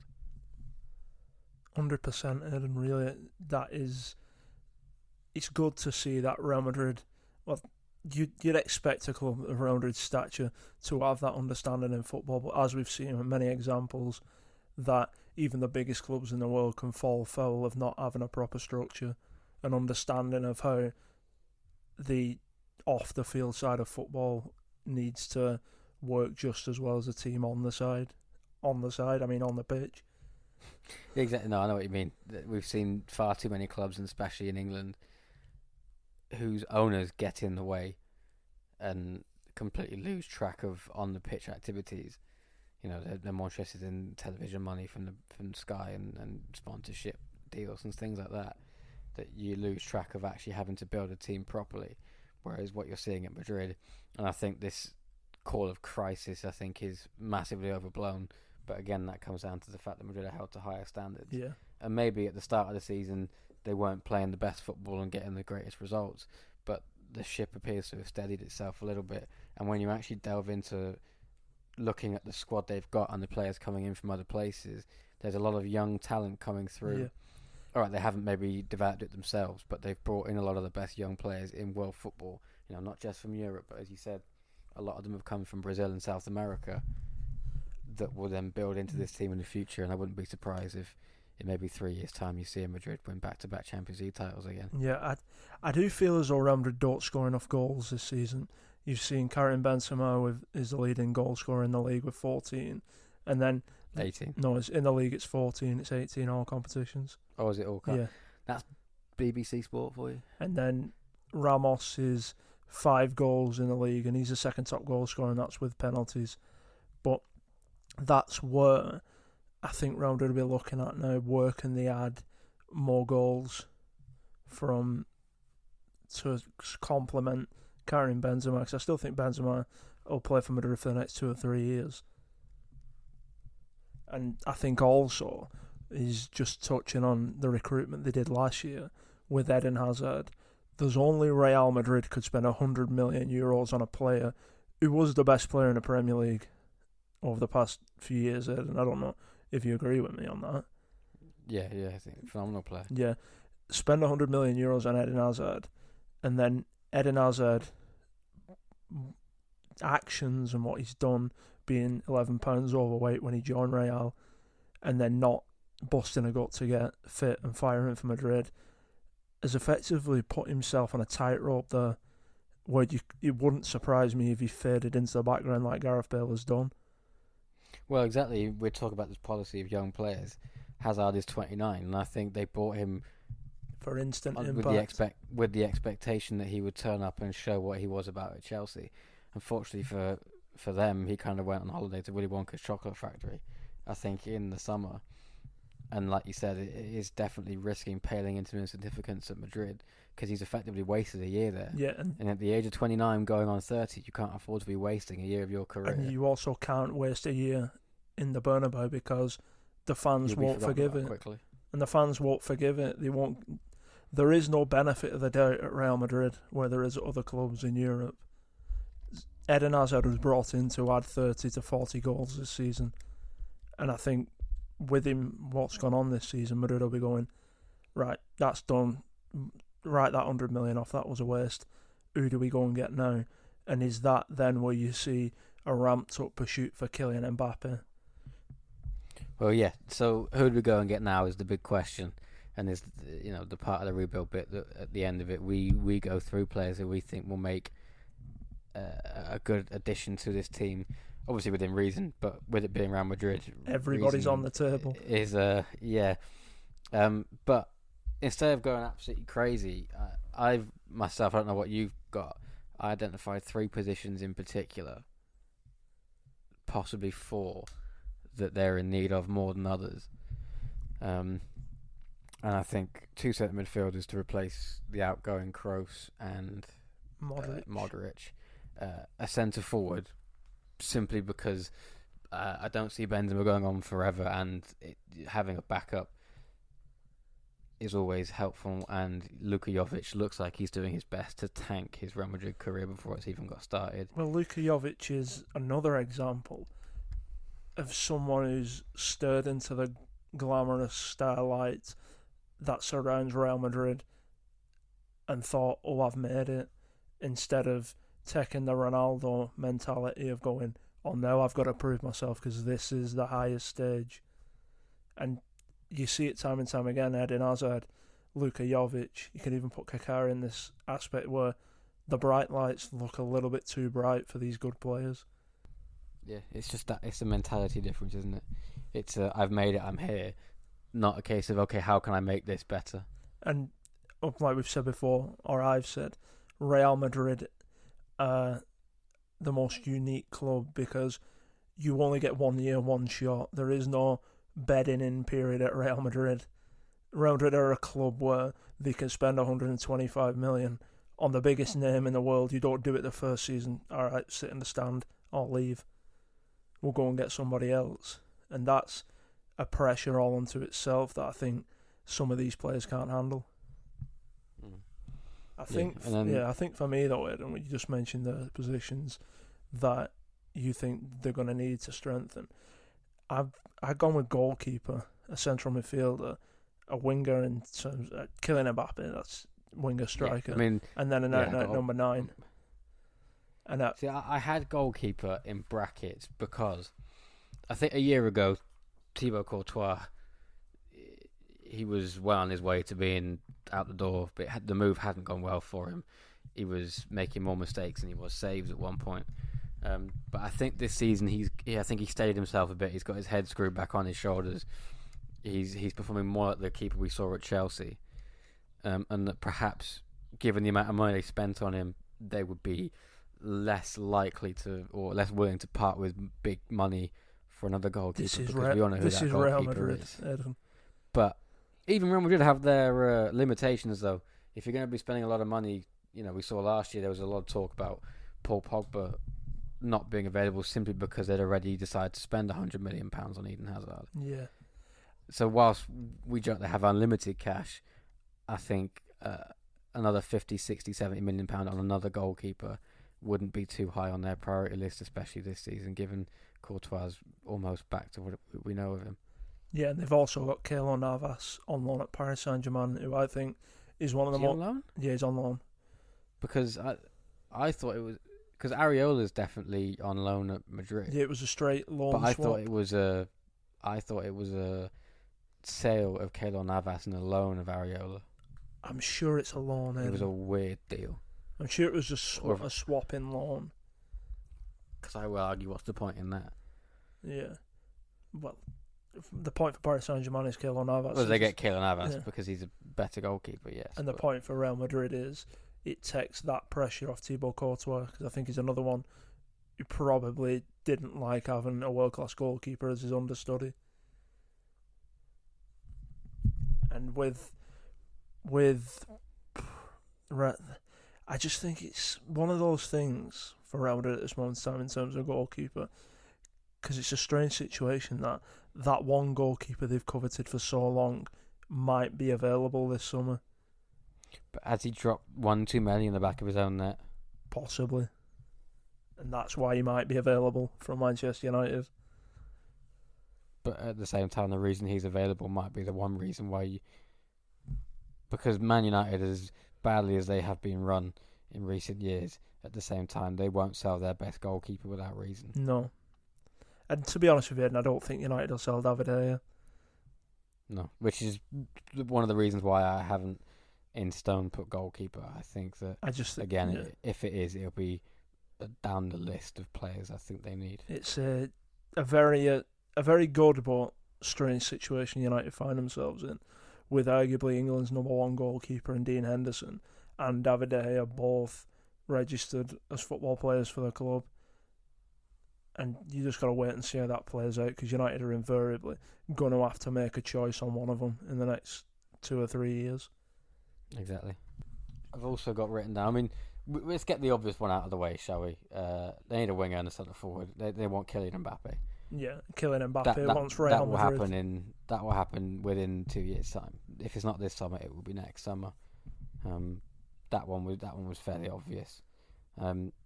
Do you feel though, before we move on, that because Neymar's going to leave PSG for Barcelona this summer, that's pretty much an unkept secret in world football at this moment in time.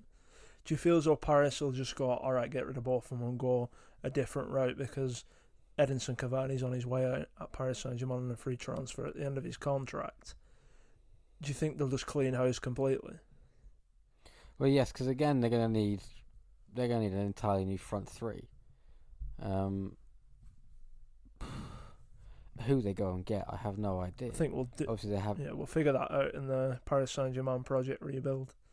They have obviously a lot of money to spend, almost unlimited money like Real Madrid, but they do not have that allure. That Madrid has, and so it's very difficult, I think, for me to see where Paris Saint-Germain go if they sell their the two jewels in the crown. It's very, very difficult for me to especially on the spot, to come up with a direction. I wouldn't expect that. It was just a yes or no type thing in terms of did they clean house. But like I said, we'll go through all of that on the Paris Saint-Germain project rebuild. But I think the next one, sticking with the French theme, is Paul Pogba Eden. It's another weird situation into like David De Gea. And I think it's only got weirder since January. Since Bruno Fernandes signed for United. Yeah, and I think it sounds so weird that one player has come in, played 2 months worth of football, and has changed the football club and the mood around a football club so much. But we saw it with Eric Cantona at Manchester United. It's the exact same type of influence and change that happened 20 years ago with Eric Cantona. But we've seen before, you look as soon as November, Man United looked like they were in a lot of trouble. They could turn up in these big games, but against the smaller teams, nothing was happening. They were falling down the table.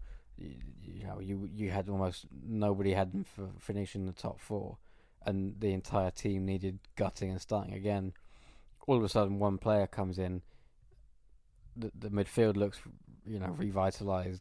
The top four challenges probably that you put them in the driving seat now, even ahead of Chelsea, to finish in that top four. Yeah. If and when the season returns, and you've got Paul Pogba sat there, who has overplayed his hand, may or may not be fit enough to get on the pitch. We don't know.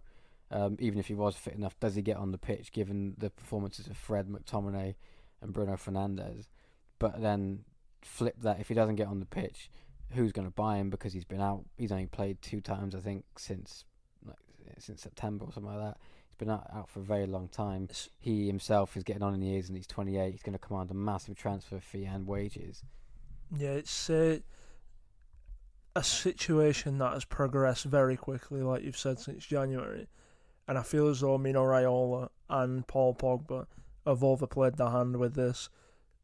They've overestimated the demand for Paul Pogba's services from Real Madrid, Juventus, and now it's a case of he's teetering on the edge of that bracket of, is there a market for him, and has the market passed him by? Because United are going to command between 120 and 150 million euros or pounds.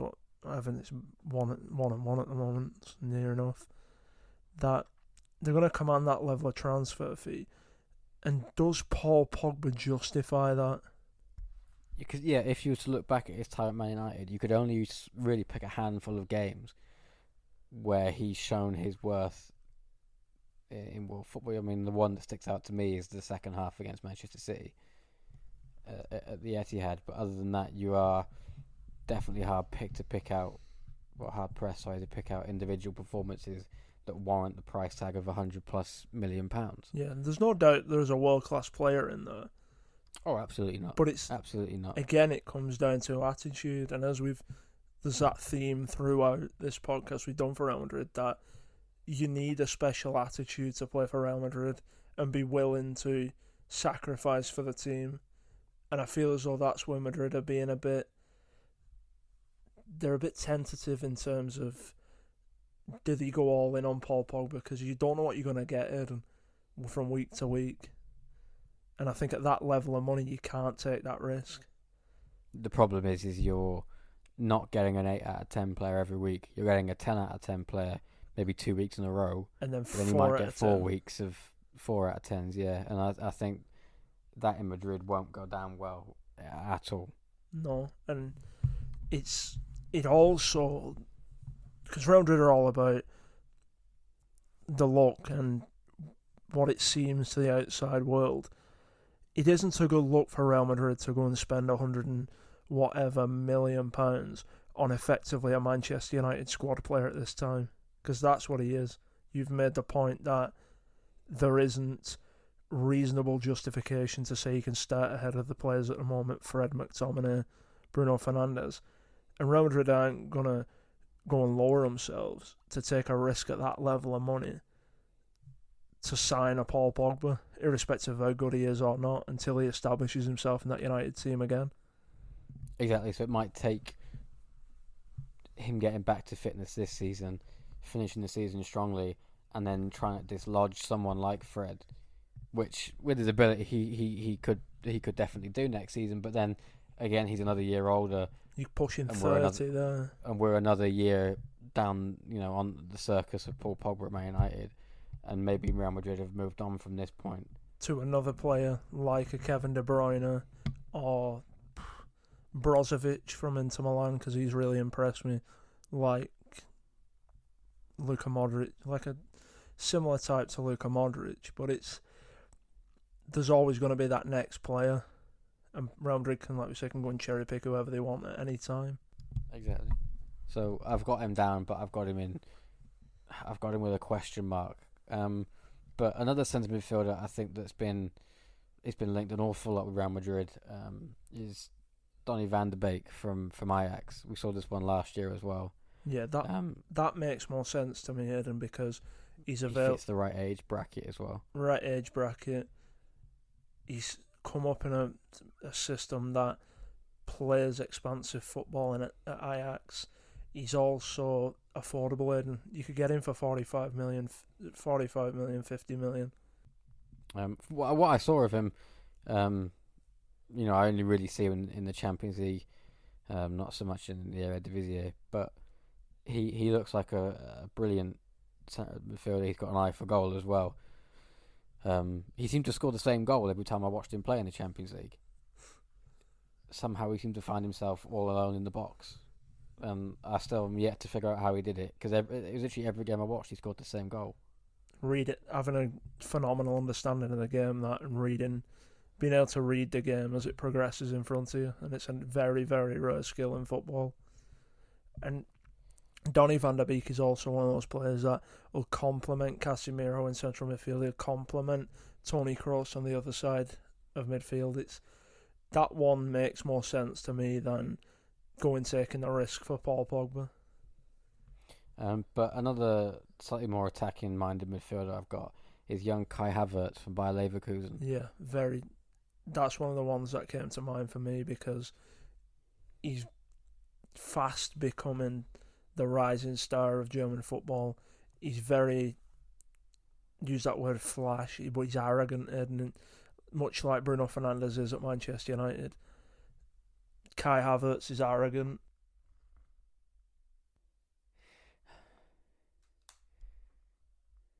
He brings something to that Real Madrid team that I feel as though there's lacking, is that willingness to pick up the ball under pressure, turn with it and run, and always play direct towards goal. I think that is what Havertz would bring to Real Madrid.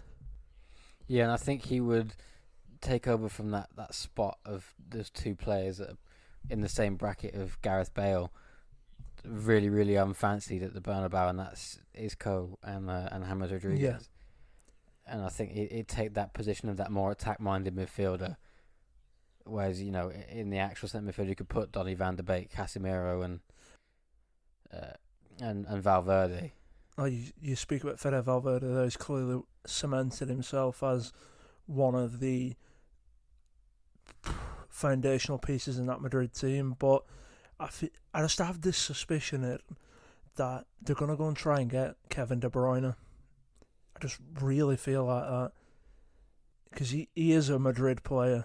Well, he said that this lockdown has made him long more for football, and he wants to extend his career by 2 more years. So, possibly a bit more longevity in him, I suppose. Should you fancy it? And I think that might link into a bit more of what happens to Pep Guardiola at Manchester City in the next 2 years. Yeah. Well, I'm not saying it'll be overnight, because Kevin De Bruyne in the next 2 or 3 years would still be one of the better players in the world and would slot straight into that Madrid team. But I think the main focus for Madrid in this coming transfer window will be a certain Norwegian goal scorer who is on absolute fire in Dortmund. Yeah, and I think he's probably the missing piece to that puzzle you mentioned earlier. They don't score enough goals. He would certainly change that, given that he scores a goal every 45 minutes. Yeah, he'd probably improve that at the Bernabeu, given the amount of chances they get. Exactly, and there's this ongoing paper battle between, does he go and join Ole Gunnar Solskjaer at Manchester United because he's worked with him before, or does he go to the Bernabeu? And I just think there's far more of a chance of him ending up in the white of Madrid than there is of the red of Manchester. If he wanted to sign for Manchester United, he would have signed before Dortmund. And there's also the aspect of his dad is Alf-Inge Haaland, who was a Leeds player and a Manchester City player, hates Manchester United with a passion. The feeling's mutual, mate, don't worry about it. And the instance with Roy Keane, what happened there, and I just don't think Haaland sees himself at Manchester United. I see there's the friendship he has with Ole Gunnar Solskjaer from the time at Molde, and he has a lot of respect for Ole, but I feel as though the time's passed for him to join Manchester United. Yeah, I see him. I don't know if it'll be this summer, because he obviously hasn't spent that much time in Dortmund, but certainly in the next year or two. Oh, I think it'll be this summer. I think 67 million euros is a buyout clauses. Well, I read something that his buyout clause couldn't be triggered until 2022. I couldn't imagine me nor Raiola being as foolish as that to jump around 2 transfer windows in a row. Coming in January, gone by September. That doesn't seem right. It gives you no time to settle at that club at all. So possibly next year, I think, for that one. But I think they will definitely hold fire on buying a centre forward until he becomes available. Let's be honest, Karim Benzema is not the worst option in the world, though. No, exactly. I'm sure he can keep going for another year until Haaland is available to move to Madrid. But I do think that's the way that we're heading because, again, he fits that bracket of a fantastic young player and will probably be the best centre forward in the world in 4 or 5 years' time. You did mention, though, like a bit of a left field one, of Gabriel Jesus from Manchester City. Yeah, I was thinking about this, and it kind of struck me that if he was playing for, I suppose, any other team than this current Man City team, I think he'd do a good job at leading that line by himself for Real Madrid. But I think given Aguero's age and that he's waited so long to displace Sergio Aguero at the top of the team at Manchester City, I think he'll end up staying there because Aguero will be moved on first. But I think at any other time, possibly, he'd be a good fit for them. That was just my way of thinking about it. But I don't know if anybody else could see Gabriel Jesus leading the line for Real Madrid. But that was just... I could, because like the work ethic he brings to a team, the fact he carries a massive goal threat, he's good in the air. But for me, I'd see Sergio Aguero having more chance of joining Madrid before Gabriel Jesus, given his age and the fact he's played in Spain before. Yeah, I mean, Aguero leaving first is the one stippler to him going anywhere, I suppose. But I think he's waited so long, he's not going to give up now.